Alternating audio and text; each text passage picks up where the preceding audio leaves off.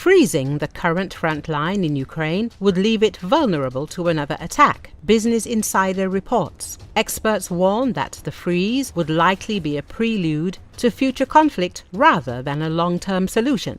This is especially true without US security guarantees or sufficient international peacekeepers to monitor and respond to renewed Russian aggression, the report says. There are few naturally defensible positions between the front lines and key strategic targets, meaning the temptation for Russia to violate the ceasefire and take advantage of Ukraine's fragile defensive situation will be high. RAND Europe senior fellow Bryden Sperling said the further west the front line goes, the worse it is for Ukraine. Given the concentration of strategic and economic power centers near the front, he said Ukraine will seek to draw the line to take advantage of geography that gives its defenders an advantage. The US Council on Foreign Relations concluded that Ukraine could effectively defend itself by creating a layered territorial defense system that would include a hardened perimeter defense, rapid reaction forces, and enhanced protection of cities and critical infrastructure. Experts estimate that this would require about 550,000 active Ukrainian troops and 450,000 in reserve, and would cost between $20 billion and $40 billion a year. To deter another Russian attack, Ukraine would need to establish extensive defensive lines of mines, trenches and artillery, and guard them with enough troops to slow the advancing forces and move more resources, the publication notes. It is emphasized that Russia can use a period of several months to restore its reserves. Whatever form a ceasefire takes, any deal that freezes the current front line is unlikely to hold, said Stefan Wolf, professor of international security at the University of Birmingham in the UK. He believes a strong enough security guarantee from countries like the US could act as a deterrent to Russia. If Ukraine is properly armed and given some security guarantees, even poorly fortified lines can become more defensible simply because of the price Ukraine can impose on Russia in the future. Sperling agreed.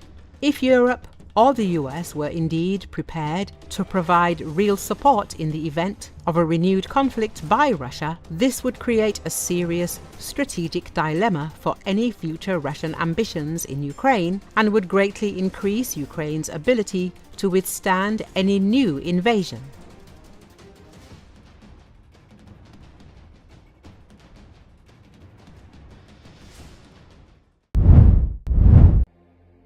Stuck in space no more, NASA astronauts Butch Wilmore and Suni Williams returned to Earth on Tuesday, hitching a different ride home to close out a saga that began with a bungled test flight more than 9 months ago. According to Associated Press, their SpaceX capsule parachuted into the Gulf of Mexico in the early evening, just hours after departing the International Space Station. Splashdown occurred off the coast of Tallahassee in the Florida Panhandle, bringing their unplanned odyssey to an end.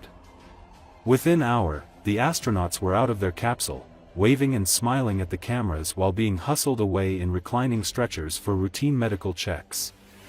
It all started with a flawed Boeing test flight last spring. The two expected to be gone just a week or so after launching on Boeing's new Starliner crew capsule on June 5. So many problems cropped up on the way to the space station that NASA sent Starliner back empty and transferred the test pilots to SpaceX, pushing their homecoming into February. Then SpaceX capsule issues added another month's delay. Sunday's arrival of their relief crew meant Wilmore and Williams could finally leave. NASA cut them loose a little early, given the iffy weather forecast later this week. They checked out with NASA's Nick Hague and Russia's Alexander Gorbanov, who arrived in their own SpaceX capsule last fall with 2 empty seats reserved for the Starliner duo. Wilmore and Williams ended up spending 286 days in space, 278 days longer than anticipated when they launched. They circled Earth 4,576 times and traveled 121 million miles by the time of splashdown. "What a ride," replied Hague, the capsule's commander. I see a capsule full of grins ear to ear. Dolphins circled the capsule as divers readied it for hoisting onto the recovery ship. Once safely on board, the side hatch was opened and the astronauts were helped out, one by one.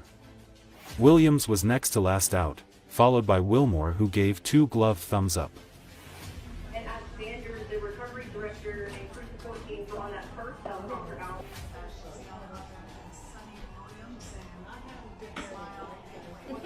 That is crazy. It is. Capsule to occur here in just a few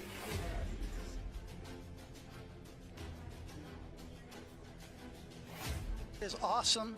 They have Crew 9 home, just a beautiful landing. I think many of you heard that back in January, the president asked SpaceX what it would take to bring this crew home. And I will tell you that at the time that question was asked, we were already looking at options, what to do with the Crew 10, Crew 9 situation and how we're going to set that up. Mission is uncrewed or crewed, and whatever the kind of crewed mission is. You mentioned your discussions with Boeing. I'm just wondering, has Boeing given... The International Space Station program, the Commercial Crew program, and SpaceX came up with the plan that we just witnessed. The Crew 10 launch last week, the docking over the weekend, the undock early today, and then the landing that we just witnessed.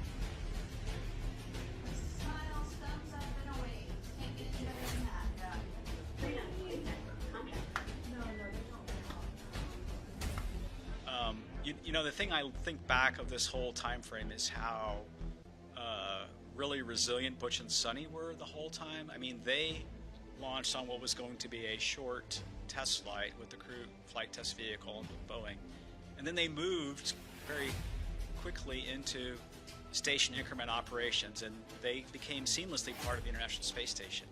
And they did that because they were experienced astronauts, and we had prepared, right? We had flown gloves for them to do spacewalks, and we had flown a lot of components for them. So I think that shows the adaptability of crew member. Adapted as this mission evolved, and appreciate all the kind words. The fact that they flew up on the Boeing vehicle and home on SpaceX, this is a lesson learned for NASA too, such that when we do have Boeing and SpaceX both flying on a regular basis, we need to be able to do the opposite too. If we come up on a SpaceX vehicle and have a problem, to be bringing people home on a Boeing vehicle.